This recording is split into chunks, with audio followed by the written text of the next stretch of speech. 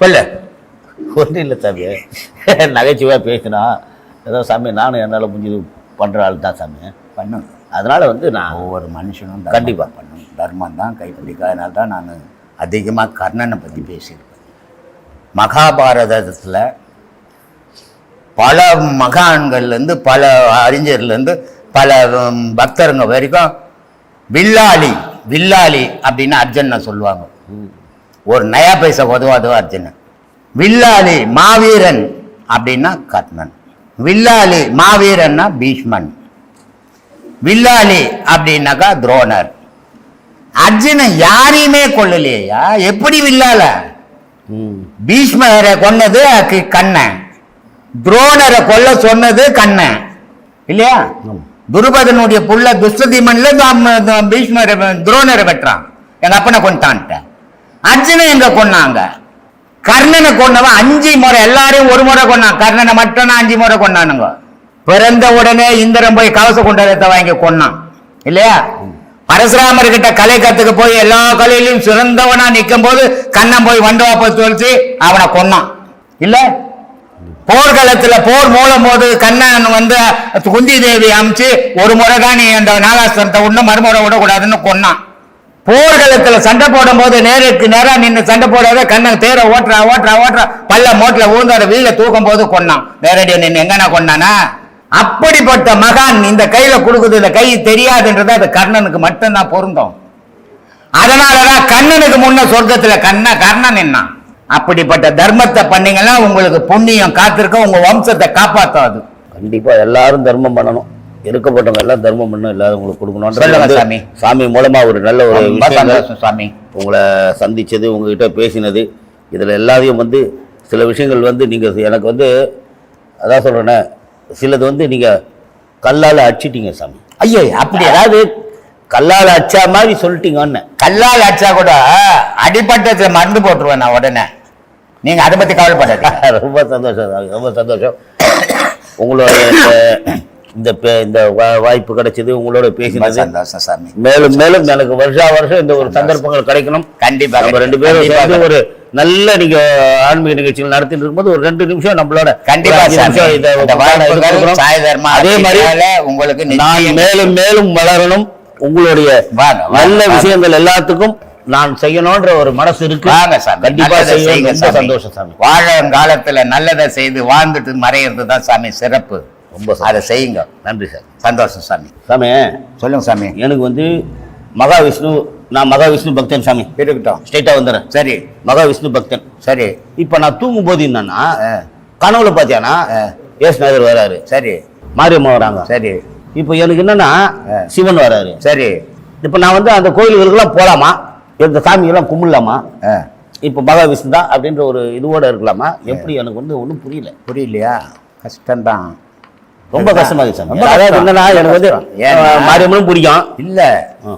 மனுஷன் ஆசை இருக்குது, அது ஒரு விஷயத்தை நம்புறது இல்லை. நம்பாததால இதெல்லாம் வருது. அதுக்கு தான் சொல்றான் நம்மால், உண்மை எப்பப்பா ஒரு மனுஷனுக்கு தெரியும்? ஒன்னே ஒன்றை பிடிச்சா தெரியுமா?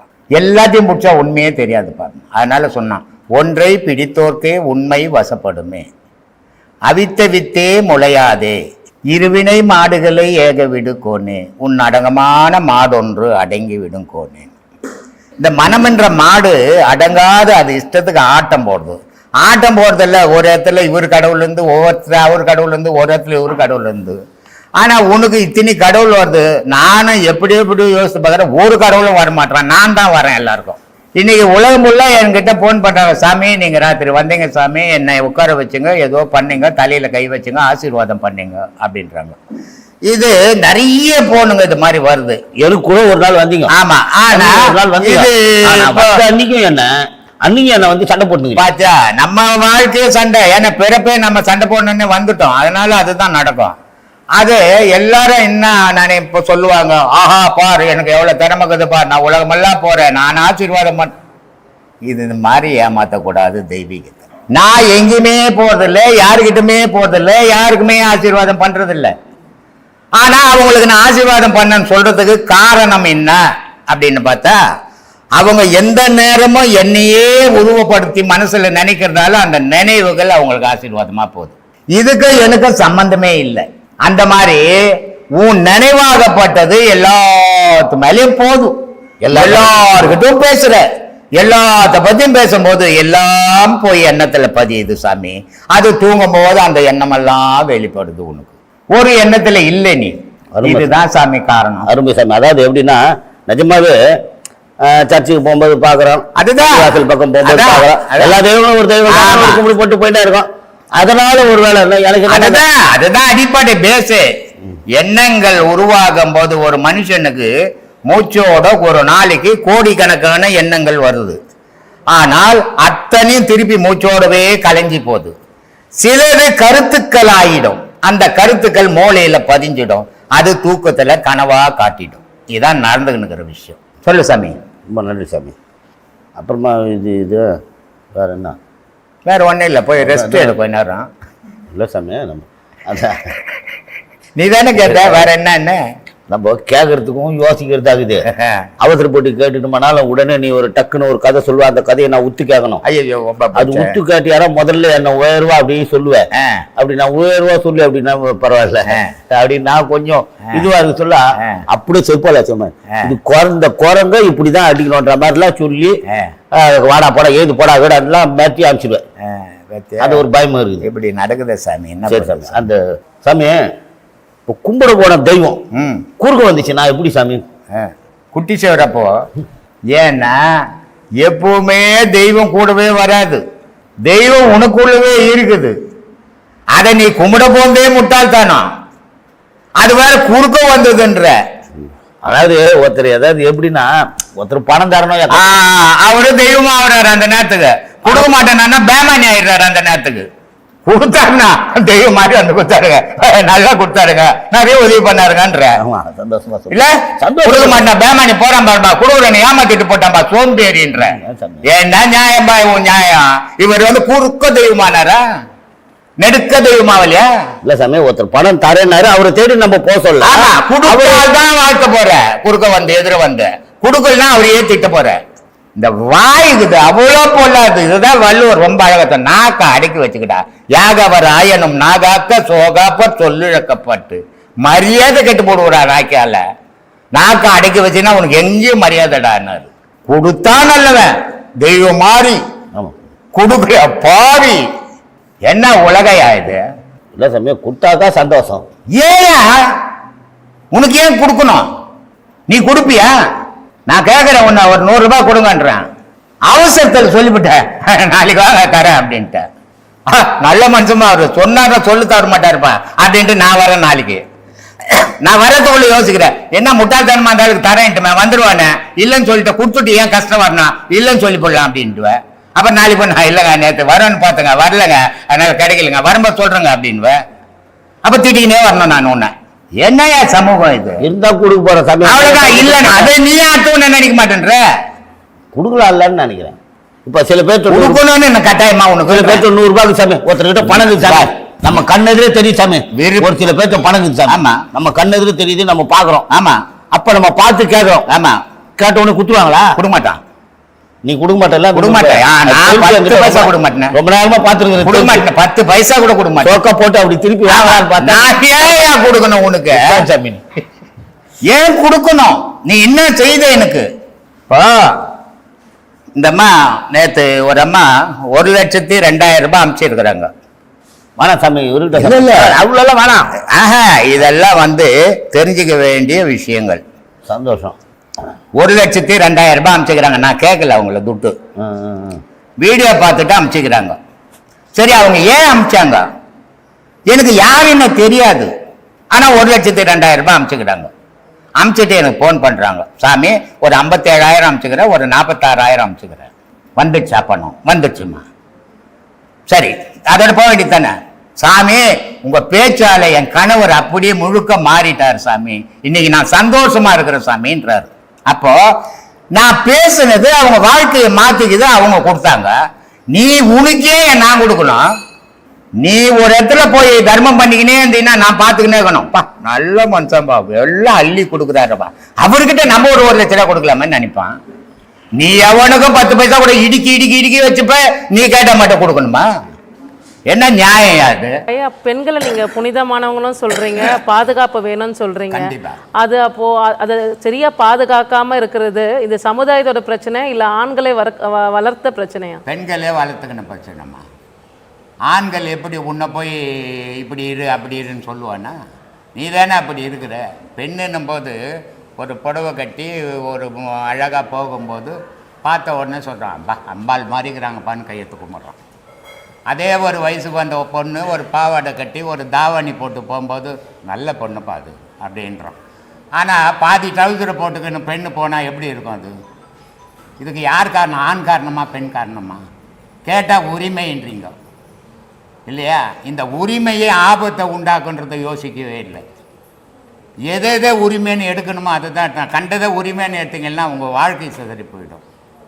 இது புரிஞ்சு நடந்துக்கணும் இளைஞருங்க, இளைய பசங்க, பொம்பளை பசங்க இதை புரிஞ்சு நடந்துக்கணும். நமக்கு சமுதாயத்தில் இவ்வளோ ஆபத்து இருக்குது, நம்ம பாதுகாப்பாக இருக்கணும். அப்போ நம்ம அடக்கமாக போகணும், அடக்கமாக வரணும்னு. நான் அலங்காரம் பண்ணிட்டு போகும்போது அது விபரீதங்கள் நடக்குது. நடந்த பிறகு வருத்தப்படுறதுல பயனே இல்லை. நடக்கிறதுக்கு முன்னே பாதுகாப்பு. அதனால தான் சொன்னேன், வருமுன் காவாத அவர் வாழ்க்கை எரிமுன் வைத்தது போல் கெடுமுன்னா. வரத்துக்கு முன்னே ஆபத்து வரத்துக்கு முன்னே தன்னை காப்பாற்றிக்கணும். வந்த பிறகு அவதிப்படுறதுல பிரயோஜனம் இல்லைன்னா. அதனால் பெண்ணுன்றது ஒரு மென்மையான பொருள். அது அந்த பெண்ணு இப்போ தங்கம் இருக்குது, இரும்பு இருக்குது. இரும்பை எங்கே வேணால் போட்டு வச்சாலும் எவனும் எடுக்க போதில்லை. தங்கத்தை போட்டு வச்சா விடுவானா? போகிறவெல்லாம் பொறிக்கின்னு போடுவான். பெண்ணுன்ற ஒரு தங்கம் மாதிரி, ஆணுன்றவன் இரும்பு மாதிரி. அதனால் அந்த பெண்ணுன்ற பாதுகாப்பாக தான் இருக்கணும். அதுதான் அவளுக்கு நல்லது. இப்போது இந்த உடல் கலாச்சாரங்கள், இந்த இந்த உடைகளால் வர பிரச்சனைகள், இந்த பிரச்சனைகள்லாம் வந்து இப்போ இருக்கிற சிட்டி லைஃப்பில் மட்டும் கிடையாது, கிராமத்தில் இருக்க பெண்களுக்கும் எல்லாத்துலேயுங்குது. சிட்டியில் எல்லாம் கிடையாது. சிட்டியில் இருக்கிறவங்கலாம் சிட்டியில் பிறந்தவங்க வாழ்ந்தவங்களாம், எல்லாம் கிராமத்தில் பிறந்து வாழ்ந்தவங்கன்னா சிட்டியில் இருக்கிறவங்களாம் இன்றைக்கி. ஆனால் சிட்டியில் பிறந்து வாழ்ந்தவங்கள விட கிராமத்துலேருந்து வந்தவங்க தான் ரொம்ப நவநாகரிகமாக இருக்கிறாங்க. யார் சிட்டியில் பிறந்தவங்க? இங்கே சிட்டியில் எத்தனை கோடி பேர் இருந்தான், இப்போ எத்தனை கோடி பேர் இருக்கிறான்? அதனால் எல்லாம் கிராமத்துலேருந்து வந்தவங்க தான். நான் சொல்கிறது என்னென்னா, பெண் பிள்ளைகள் அடக்கமாக இருக்கணும், ஆபத்தை வர வச்சுக்காமல் இருக்கணும்.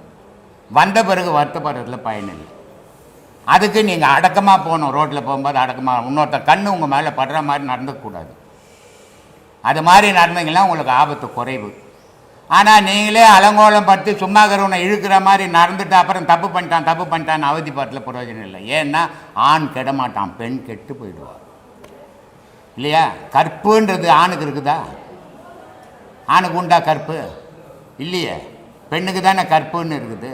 அந்த கற்பை பாதுகாக்க வேண்டியது உங்கள் கடமை இல்லையா? அப்போ நீங்கள் பாதுகாப்பாக இருக்கணும் இல்லை? அந்த மாதிரி நடந்தால் ஆபத்துகளை பெருவாரி தவிர்த்துக்கலாமா? இந்த சமுதாய ஆதிக்கம் இருக்கிறதுனால தானே சின்ன குழந்தைகளுக்கிட்டையும் சமுதாயம்ன்றது யாருமா? அது மக்கள் தானே சமுதாயம். நீ செய்கிற தவறு உனக்கு சரியில்லை, நான் செய்கிற தவறு எனக்கு சரியில்லை. இப்படி ஒவ்வொருத்தரும் தவறு பண்ணிக்கின்னு நம்ம சமுதாயம்னா நம்ம தானே சமுதாயம். நம்மளை தான் நம்ம மாற்றிக்கணும். சமுதாயம்ன்றதே மக்கள் தானேம்மா, உலகம்ன்றதே மக்கள் தானே. அப்போ நம்ம மாற்றிக்கும் போது நம்மளுக்கு பாதுகாப்பு கிடைக்கும். முதல்ல ஒரு பெண் பிள்ளையாக இருந்தால் தாய் தாப்பம் பேச்சு தட்டாமல் கேட்கணும். அதுதான் அது வாழ்க்கைக்கு முதல் பாதுகாப்பு. அப்புறம்தான் அதனுடைய ஆடைகள்லாம். அந்த தாய் தாப்பனுடைய பேச்சை தட்டாமல் போகும்போது விபரீதங்கள் ஏற்படும். பின்னாடி மட்டும் வந்து நான் சுயமாக கல்யாணம் பண்ணிக்கிறேன், நான் சுயமாக ஓடி போகிறது, அப்புறம் அப்பா அம்மா சொத்து கேட்கறதுல என்ன நியாயம் இருக்குது சொல்லு? ஓடி போந்து நீ போச்சுன்னு போகணும். உனக்கு கஷ்டம் வரும்போது எங்கள் அப்பா சொத்து எங்கள் தாத்தா சொத்துன்னு வரி, அதெல்லாம் வரலம்மா, தப்பு இல்லையா? அதெல்லாம் இது மாதிரி நிறைய சமுதாயமே நம்ம தான் தவறை பண்ணின்னுக்கிறோம். நம்ம அடுத்தவங்க மேலே சொல்லிங்கிறோம். நம்ம பண்ணுற தவறை நம்ம ஒத்துக்கிறதே கிடையாது. நம்ம தான் சமுதாயன்றது. இதை புரிஞ்சு நடந்துக்குன்னா நல்லாயிருக்கும் எல்லாருக்கும். இந்த காலத்தில் அப்போ பிள்ளைகள் கெடுவதற்கு பெற்றோர்களோட வளர்ப்பு காரணமா, அப்படி இல்லைன்னா வந்து வெளியில் அவங்க பார்க்குற விஷயங்கள், கற்றுக்கிற தவறான விஷயங்கள்? பெற்றோர் பாதி, மீதி வெளியே பார்க்குற விஷயம் பாதி. இப்போ எதிர் வீட்டு பொண்ணு ஜட்டி போட்டுக்குன்னு வெளியே போச்சுன்னா நம்ம வீட்டு பொண்ணு பாவாடை கட்டின்னு போகிற பொண்ணு அது ஜட்டி போட்டுன்னு போகிற நாயம் போட்டுன்னு போகக்கூடாதுன்ற எண்ணம் உருவாகுது. ஏன்னா புலன்கள் இருக்குது. இந்த புலன்கள் எதெல்லாம் பார்க்குதோ அதெல்லாம் ஈர்ப்பு வரும். அந்த ஈர்ப்பால் வர தீமைகள் உலகத்தில் நிறைய நடக்குது.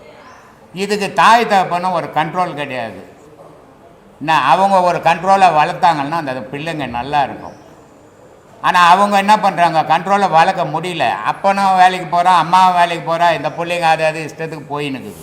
அதனால் அந்த கண்ட்ரோல் இல்லாமல் போதுமா. முதல்ல ஆதியில் வந்து பெண் பிள்ளைனாவே வெளியே அனுப்ப மாட்டாங்க. கல்யாணம் ஆனாவே புருஷங்கிட்ட பேசுறதுக்கு 6 மாதம் ஆகும். இப்போ கல்யாணத்துக்கு முன்னே முழுவாமல் இருக்கிறாங்க. நான் வடபழனி கோயிலுக்கு போனேன் ஒரு கல்யாணத்துக்கு. அந்த கல்யாணத்துக்கு போனால் அங்கே ஒரு 150 கல்யாணம் நடக்குது. 150 கல்யாணத்தில் 75 பேர் புள்ளதாசியாக இருக்கிறான். அப்போது இது எப்படி, இது பார்க்கறதுக்கு அருவருப்பாக இருக்குது. அப்போது தாய் தகப்பனை மீறி இந்த மாதிரி சம்பவங்கள் நடந்து இருக்குது. இது சரியா? அப்போ சமுதாயன்றது அவங்க தானே. அப்போ அந்த சமுதாயமே கெட்டது அவங்க தானே. இப்படி சமுதாயத்தில் நடந்துக்கணுதுமா. சமுதாயம் சீர் பண்ணணும்னா வெளியே மற்றவங்களை பார்க்குறத குறைச்சிக்கணும். தன் வாழ்க்கை, தான் குடும்பம், தான் எப்படி இருக்கணும் அதை யோசித்தால் அந்த குடும்பம் நல்லா இருக்கும். உலகத்தை பார்க்கும்போது அந்த குடும்பம் கெடும். இதே போல் ஆண்கள் வளர்ப்புக்கும் ஆண்கள் இந்த உலகத்துக்கு வந்து எப்படி கொண்டு வரணும் அப்படின்றதுக்கு உங்களோட அறிவுரை என்னங்க ஐயா? ஆண்களும் அதே மாதிரி தான்மா. பிள்ளைகளை தாய் தகப்ப அக்கறையோடு வளர்க்கணும். பிள்ளைகளுக்கு பணத்தை ஆசையை காட்டக்கூடாது. டேய், பிறக்கும்போதே குழந்தையாக இருக்கும்போது அதுக்கு ஒன்றுமே தெரியாது. குழந்தையும் தெய்வமும் ஒன்றுன்றோம். அது தெய்வம் மாதிரி பட்டும் கிடக்குது. அப்போவே போய் அது கையில் ஒரு 100 ரூபா கொடுத்து நீ டாக்டர் ஆகிடணுன்றோம். அப்போவே ஒரு 100 ரூபா கொடுத்து இன்ஜினியர் ஆகிடணுன்றோம். நீ நல்ல பிள்ளையாக இருக்கணும்னு வளர்க்கவே இல்லை. இன்றைக்கி தாய் தாப்பெல்லாம் நல்ல தாய் தாப்பனாக இருக்கணும், நல்ல பிள்ளையாக இருக்கணும்னு வளர்க்கலை. நீ இன்ஜினியர் ஆகணும், நீ டாக்டர் ஆகணும், அதுக்காக இப்படி படிக்கணும் அப்படி படிக்கணும்னு டார்ச்சர் பண்ணியே அதுங்க வெளி உலகத்தை பார்த்தே கெட்டு போகுது. அதனால் இந்த பார்வை இருக்குது சமுதாயத்து மேலே படும்போது சமுதாயமே கெடும். சமுதாயம்ன்றதை நம்ம தான். அதனால் நம்ம கெட்டு போகிறதுக்கு காரணமே சமுதாயம் தான், நம்ம தான். எல்லாருமே பிள்ளை, ஆண் பிள்ளையாக இருந்தாலும் சரி, பெண் பிள்ளையாக இருந்தாலும் சரி, தாய் தகப்பனுக்கு அடக்கமாக வளர்ந்துருன்னா அது வாழ்க்கை நல்லா இருக்கும். அது அடக்கம் இல்லாத கண்டபடி தெரிஞ்சதுன்னா ஆம்பளை பிள்ளைங்க அவனுக்கு என்னங்க விட்டுட்டீங்கன்னா நாளைக்கு உன்னையே மதிக்காது போகும். அதனால் யாராக இருந்தாலும் ஒரு கட்டுப்பாட்டுக்குள்ளே வளரணும். அப்போ தான் அது நல்லாயிருக்கும். ரொம்ப நன்றி ஐயா. ரொம்ப நன்றி. இனிய காலை வணக்கம் ஐயா. ஒரு மனுஷனுக்கு வந்து ஐயா வந்து ஒரு முதல் பாடம் கொடுக்குறாரு, கதி பாடம்னு ஒன்று. அதை வந்து சீராக ஒரு 2 மணி நேரம் நல்லா உட்காந்து செய்கிறவங்களுக்கு இந்த 18 உபதேசம்னு சொல்கிற ஐயா சொல்கிறாரு. அந்த 2 மணி நேரம் உட்காந்து நல்லா மனம் நிச்சு செய்கிறவங்களுக்கு இந்த 18 உபதேசம்னு சொல்கிறாங்க இல்லையா, அதனுடைய பொருள் தேவையா இல்லை இந்த அந்த கதிப்பாடத்தினுடைய அந்த நல்லா உட்காந்து செய்யறனுடைய அந்த வருமா, அதை பற்றி கொஞ்சம் நல்லா 18 பாடமும் வேணுமா அதெல்லாம் வாங்கணுமா கட்டாயமா? முதல் பாடமே நல்லா பண்ணா இதெல்லாம் தேவையான்னு கேட்குறீங்க. கண்டிப்பாக தேவை. முதல் பாடம் பண்ணுறது எதுக்காக அப்படின்ற அந்த தெளிவு இருந்தால் இந்த கேள்விகள் பிறக்காது. எதுக்காக பண்ணுறோம்? அம்மாவோட கருவறையிலேருந்து வெளியே வந்து விழுந்துட்டோம். வெளியே வந்து விழுந்து கண்ணை திறந்த நாள் முதல் திரும்பவும் யமதர்ம வந்து திரும்ப கூட்டுன்னு போய் அந்த கண்ணை மூடுற நாள் வர இந்த கண்ணு உலகத்தையே பார்த்துன்னு வாழ்ந்து இருந்த கண்ணு. அப்போ இந்த புலன்கள் 5லையும் சக்தி வாய்ந்த புலன் எதுன்னு சொன்னால் அது இந்த கண்ணு மட்டும்தான். இந்த கண்ணு எங்கே பார்க்குதோ மனம் தானாகவே அதை தேடி போகும். வேறு எந்த புலன்குலவும் மனசுக்கு அவ்வளோ பெரிய உறவு இல்லை, பார்வைக்கு மட்டும்தான் அவ்வளோ பெரிய பலம் இருக்குது. அப்போ மனசும் புலனும் சேர்ந்து உலக வாழ்க்கையில் ஈடுபடுறது தான் பொதுவான விதி. ஆனால் இந்த பாடங்கள் எதுக்காக அப்படின்னு சொன்னால் புலன்கள் கூட உறவாடி கொண்டு இருக்கின்ற இந்த மனசை பிரித்து எது இல்லைன்னா நான் இல்லையோ அது கூட உறவாட வைக்கிறது தான் இந்த பாடம். எது இல்லைன்னா நீங்கள் இல்லை, மனம் இல்லைன்னா நம்ம தூக்கத்தில் மனம் இல்லை, நம்மளை செத்தா போட்டான். மூச்சு இல்லைன்னா நான் இல்லை, அப்போ அதுதான் நான், அதுதான் என் உயிர். அப்போ புலன்கள் கூட உறவாடிந்த அந்த மனசை பிரித்து என் உயிரோட உறவாட வைக்கிறதுக்கு தான் பாடம். அப்போ உயிரோட உறவாட வச்சா போதுமா அப்படின்னா போதாது. இந்த உயிருக்கு அனுபவங்கள் வேணும். உயிர் அனுபவம் இல்லாமல் இந்த உயிரால் கரை சேர முடியாது. எப்போ வேணால் மாயை அதோட காலை வலிச்சு கொண்டு போய் கீழே தள்ளிடும். முனிவர்களும் தவம் இருந்தாங்க, சித்தர்கள் தவம் இருந்தாங்க, மகான்கள் தவம் இருந்தாங்க, அசுரர்களும் தவம் இருந்தாங்க. இந்த ரெண்டு தவத்துக்கும் வேறுபாடு என்ன? வேறுபாடு என்ன? இவங்களும் தவம் பண்ணி வரம் வாங்கியிருக்காங்க, அசுரரும் தவம் பண்ணி வரம் வாங்கியிருக்கிறான். வேறுபாடு எங்கே வந்தது? இவங்களுக்கு மரணம் இல்லை, அசுரம் வரம் வாங்கினாலும் மரணிச்சுக்கிறான். இப்போ வேறுபாடு என்ன? இப்போ நல்ல வழியில் போனால் ஒரு மனிதனுக்கு மரணம் இல்லை. அப்போது இந்த நல்ல வழி போக விடாமல் தடுத்தது யாரு? மனம். மனம். அப்போ மனசோட நீ பாடம் பண்ணி மனசோட வரம் வாங்கினால் கூட மரணம் நிச்சயம். அப்போ மனசை அழிக்கணும் அப்படின்னா அதுக்கு இந்த உலக காட்சிகளை விட அதையும் தாண்டி உண்மையை அதுக்கு புரிய வைக்கணும். புரிய வைக்கணும்னா முதல் பாடம் பத்தாது. 1, 2, 3 இந்த 3 பாடமும் ஸ்தூல பாடம். ஸ்தூல பாடத்துலேருந்து நம்ம சூட்சும பாடத்துக்கு போனால் மட்டும்தான் நான் யார் என்ற உண்மையே புரியும். என்னோட ஜீவசக்தி எப்படி இருக்குதுன்றது எனக்கு உணர முடியும். எனக்குள்ள என் உயிர் எப்படி ஜோதியாக ஜொலிக்குதுன்றதை நான் பார்க்க முடியும். என் உயிரை நான் பார்க்க முடியாது போனால் என்னுடைய ஆன்மா தரிசனம் எனக்கு கிடைக்காது. என்னுடைய ஆன்ம தரிசனம் கிடைக்காமல் போனால் இறை தரிசனம் யாராருக்கும் வாய்ப்பே கிடையாது. அப்போது என்னுடைய ஜீவனுடைய என்னோட உயிரோட தரிசனத்தை நான் பார்க்கணும். அந்த பார்க்கறதுக்குள்ளே எனக்கு எவ்வளோ பெரிய பாடுபட்டிருப்பேன். அந்த பாடு தான் பக்குவம். அப்போ ஜீவ தரிசனத்துக்கே இவ்வளோ பாடுனா ஆன்ம தரிசனத்துக்கு நான் எவ்வளோ பாடு பண்ணணும். சரிங்களா? இப்படி பக்குவப்படுத்தி கொண்டே வந்தால் மட்டும்தான் இந்த பிறவி முக்தி அடையும். இல்லைன்னு சொன்னால் மனம் அழிஞ்சா மாதிரி தெரியும். ஆனால் தண்ணியோ மண்ணோ போய் மண்ணில் விழுந்தால் திரும்ப எப்போ வேணால் முளைச்சிக்கும். அப்போ எப்போ வேணால் அது திரும்ப முளைச்சிக்கும். அவ்வளோ பெரிய சக்தி உள்ளது. அதுக்கு நாம் தொடர்ந்து அந்த பாதையில் பயணம் பண்ண தான் உண்மை தரிசனம் கிடைக்கிற வரைக்கும் இந்த மாயை நம்மளை விட்டு விலகாது. அதுக்கு இந்த 18 பாடங்களும் கட்டாயம் எல்லாருக்கும் வேணும். பாடம் மட்டும் வாங்குறதுனால யாரும் ஊர் போய் சேர முடியாது. புரியுதுங்களா? ஏன்னா இது நமக்கு வந்து பாடம் வாங்குகிறோம், இங்கே பாடம் கொடுக்குறாங்க, ஏதோ காசாக கட்டுறோம், பாடம் வாங்குகிறோம், இது மட்டும்தான் எல்லாருக்கும் தெரியும். இந்த பாடத்துக்கு பின்னாடி எவ்வளோ பெரிய சூட்சுமங்கள் இருக்குதுன்னு யாருக்கும் தெரியாது. ஒரு விஷயம் சொல்கிறேன், மனுஷனோட கர்மான்னு எல்லாரும் பேசுகிறோம். கர்மா இல்லைன்னா யாரும் மனுஷன் பிறக்க வேண்டிய வேலையே கிடையாது. கர்மா இருக்குது.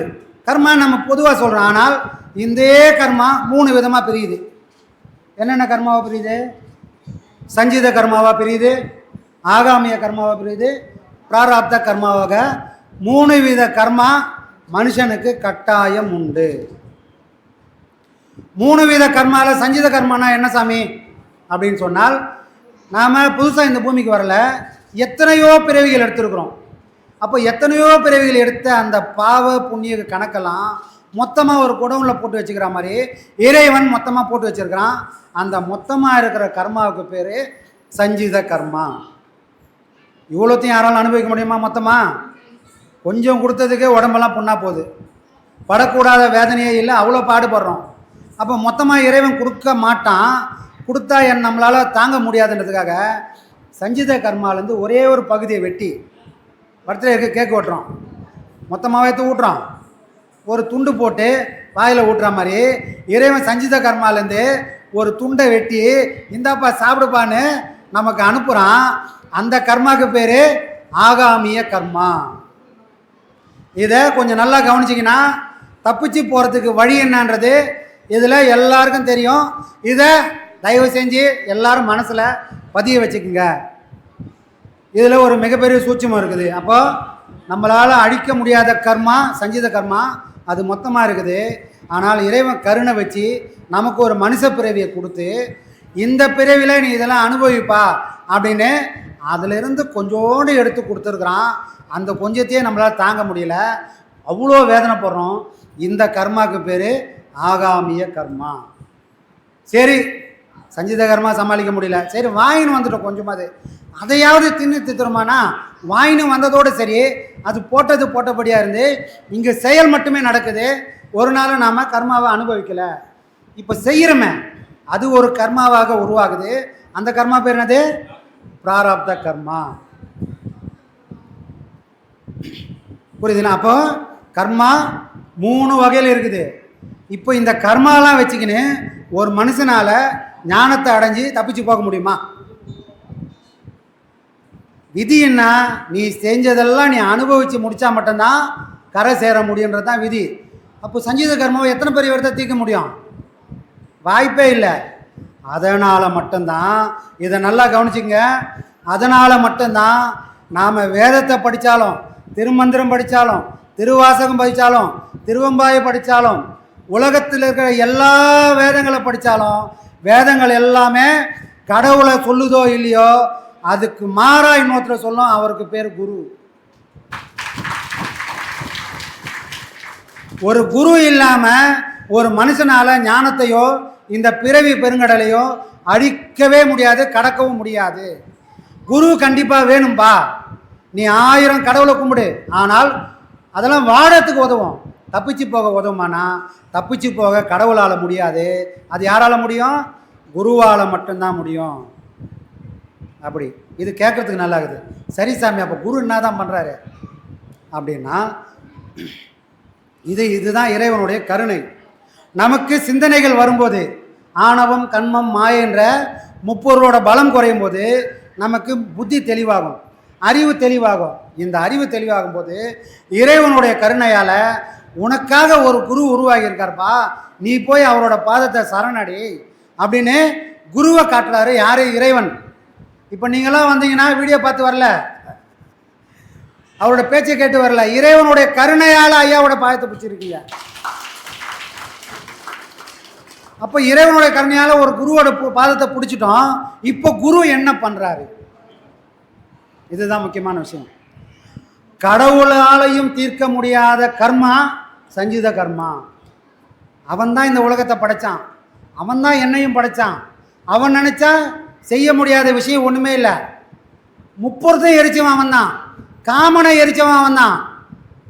இவ்வளோலாம் எரிச்சானே, என்னோட கர்மாவை கொஞ்சம் எரிக்கக்கூடாதா அப்படின்னா அதை எரிக்கக்கூடிய சக்தி யாருக்கு இல்லை? கடவுளுக்கும் இல்லை. இருந்திருந்தால் நம்ம தான் எப்போ உருப்பட்டிருப்போமே. அப்போது அவனால் அது முடியாது.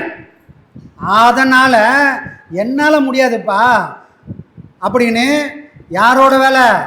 கடவுளாக இருந்து கடவுளால் செய்ய முடியாத வேலையை இப்போ மானுட வடிவம் தாங்கி குருவாக வந்து அந்த வேலையை செய்கிறான். புரியுதுங்களா? அப்போ இந்த குருவாக வந்து அவர் என்ன பண்ணுறாரு? இதுதான் விஷயம். குருவாக வந்து என்ன பண்ணுறாருன்னா, உன்னோட மனம் பரிசுத்தமாக இருந்தால், தப்பிச்சு போகணுன்றது மட்டும்தான் உன்னோட வாழ்நாள் முயற்சியாக இருந்தால், இன்னொரு பிறவி எனக்கு வேணாப்பான்னு கூடி கண்ணில் கண்ணீர் சிந்தக்கூடிய ஆன்மாவாக பரிசுத்தமான எண்ணங்கள் இருந்தால், சத்தியத்தில் நிற்கக்கூடிய தைரியம் இருந்தால், உனக்கு ஒரு சர்க்குரு கிடைப்பார். அந்த சர்க்குரு என்ன பண்ணுவார்? உனக்கு ஒரு தீட்சை கொடுப்பாரு. நானும் உண்மையாக இருக்கணும், என்னோட குருவும் உண்மையாக இருக்கணும். அப்போ அந்த குருவோட தீட்சை என்னைக்கு வாங்குறோமோ அன்னைக்கு வெக்கா போகிற நெருப்பு போட்ட மாதிரி இந்த குருவோட தீட்சை நம்மளோட சஞ்சீத கர்மாவை அழிச்சிடும். உண்மையான குருவை பிடித்தால், குருன்னு சொல்லிக்கிறவங்களாம் உண்மையான ஆள் கிடையாது. நான் தாயா குரு, நான் தாயா குருன்னு சொல்லுவான், அவன்லாம் குருவே கிடையாது. தன்னை உணர்ந்தாரே தன்னை மறைப்பார், தன்னை அறியாதே தன்னை காட்டுவார். அப்போ குரு யாருன்னு தெரிஞ்சிருந்தா குரு என்ன பண்ணாரு? இருக்கிற இடமே தெரியாது, நான் ஒன்றும் இல்லைங்க, நானே ஒரு பிச்சைக்காரன், அவங்கிட்ட வாங்கி உங்களுக்கு கொடுக்குறேன், இது எந்த கூட இல்லைங்க, அவன் போட்ட பிச்சையை நான் எல்லாரும் சாப்பிட்றதுக்கு குத்துனுக்கிறேன் அப்படின்னு அந்த பெருந்தன்மையோடு இருப்பார். அப்படிப்பட்ட குருவை தேடி நாடி அவருடைய பாதமே சரண் அடைஞ்சால் இறைவனாலையும் அழிக்க முடியாத அந்த சஞ்சீத கர்மாவை ஒரு குருவால் மட்டுமே ஒரு மனுஷனால் அழிக்கக்கூடிய சக்தி வருது. அப்போ உண்மையான குருவை பிடிச்சதுக்கப்புறம் சீடன் ஆகிய நானும் அதே சத்தியத்தில் நின்னால் இந்த சஞ்சீத கர்மா முடிஞ்சிடும். சரி சாமி, நானும் சத்தியத்தில் நிற்கிறேன், குருவும் சத்தியமான குருவாக ஆகிட்டாரு, இப்போ என்னோட சஞ்சித கர்மா முடிஞ்சு போச்சு, ஓகே. ஆனால் வாங்கி கொண்டு வந்துட்டேனே ஒரு ஆகாமிய கர்மானே, அதை யார் சாமி அழிக்கிறது? அதுக்கு என்ன சாமி வழினா? அது குருவால் அழிக்க முடியாதுப்பா. சஞ்சித கர்மாவை அழித்த குருவால் உன்னுடைய ஆகாமிய கர்மாவால் அது அழிக்க முடியாது. இது ரொம்ப கவனமாக கேட்க வேண்டிய விஷயங்கள். குருவானவர் ஒரு கர்மா சஞ்சிதத்தை அழிச்சிட்டார், ஆனால் அந்த பாடம் வாங்குகிறோம். குரு எப்படி சொன்னாரோ அப்படியே நான் வாழுறேன் சாமி, இந்த பாடத்துக்காக என் உயிர் போகும் அப்படின்னா கூட அந்த உயிரையும் துச்சமாக நான் கொடுக்க தயாராகிட்டேன்னு சொன்னால் அவங்களுக்கு அந்த பாடத்தோட விளைவா ஞானம் பிறக்கும். அந்த ஞானத்தினால இந்த ஆகாமிய கர்மா அழியும். அப்போ ஆகாமிய கர்மா அழியணும்னா என்ன வேணும்? என்ன சாமி வேணும்? எனக்கு ஞானம் பிறக்கணும். எனக்கு என்னைக்கு ஞானம் பிறக்குதோ அன்னைக்கு மட்டுமே அந்த ஆகாமிய கர்மா மொத்தமாக அழிஞ்சிரும். புரியுதுங்களா? சரி சாமி, நான் ஞானம் அடைஞ்சு ஆகாமியத்தையும் அழிச்சிட்டேன், குரு சஞ்சீதத்தை அழிச்சிட்டாரு. இப்போ செஞ்சிருந்தேனே இவ்வளோ காலம், வந்ததே 50 வயசு தாண்டி, இப்போ 50 வருஷமாக செஞ்ச கர்மாவெல்லாம் யார் அனுபவிக்கிறது?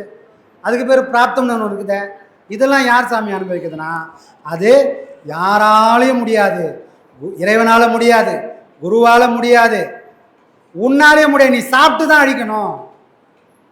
அதனால தான் ஞானத்தை அடைஞ்ச மகான்கள் கூட ஏதோ ஒரு வகையில் நோய்வாய்ப்பட்டு அந்த இருக்கக்கூடிய காலத்தில் அந்த கர்மாவை, எந்த கர்மாவை?